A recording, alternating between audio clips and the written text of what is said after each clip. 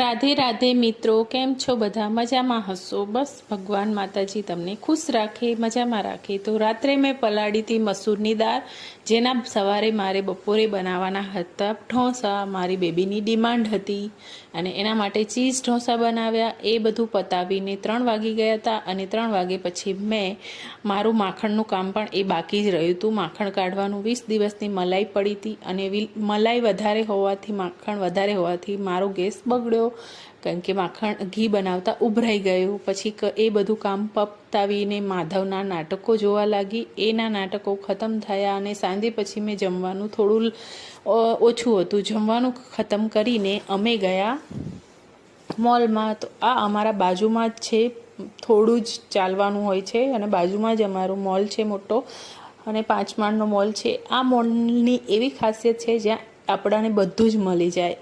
બધું કપડું, પ્લાસ્ટિક, કપડાં, લત્તું, બધું કરિયાણું, બધું જ ટોટલી ત્યાં મળી જાય છે. એટલે એ મોલમાં જ હું ખરીદી કરવા જાઉં છું. જે મને ગમે છે એક જગ્યાથી બધું મળી જવાથી.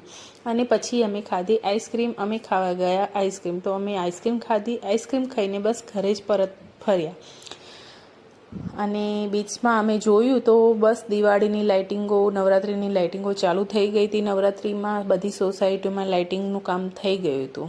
અને પછી હું કરિયાણું લાવી હતી, એ તમને બતાવું. તો આ બધી કરિયાણું છે, કોઈ પ્લાસ્ટિકના ડબ્બા છે, જે મને જીવનની જરૂરિયાત મુજબ હું લાવું છું. થોડું લાવું છું, થોડું જે મને જરૂરી લાગે એ જ. કારણ કે મોલ મારા ઘરની બહુ જ નજદીક હોવાથી હું જ્યારે બી મને જરૂર પડે તો હું ચાલીને લઈ આવું છું. જેથી જ મારો આંટો બી થઈ જાય છે અને મારા બાબાને પણ આંટો મરાવી લઉં છું. મારું પણ આંટો થઈ જાય છે. અને કંઈ બી કામ હોય તો હું એકસાથે બધું વધારે નથી લાવતી. થોડું થોડું મારે જે જરૂર પડે એમ લઈને આવું છું. મોલ નજદીક હોવાથી, નહીંતર દૂર હોય તો આપણે મહિનાની વસ્તુ ભરાઈએ, પણ મારે નજીક હોય છે એટલે હું બહુ જ ઓછું જ લાવું છું.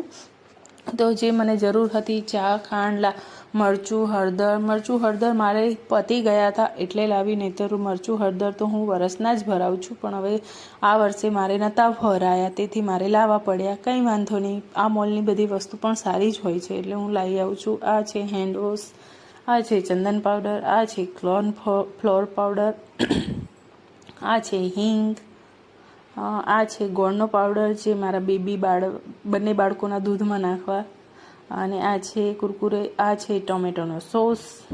બસ આ છે આવી બધી વસ્તુઓ.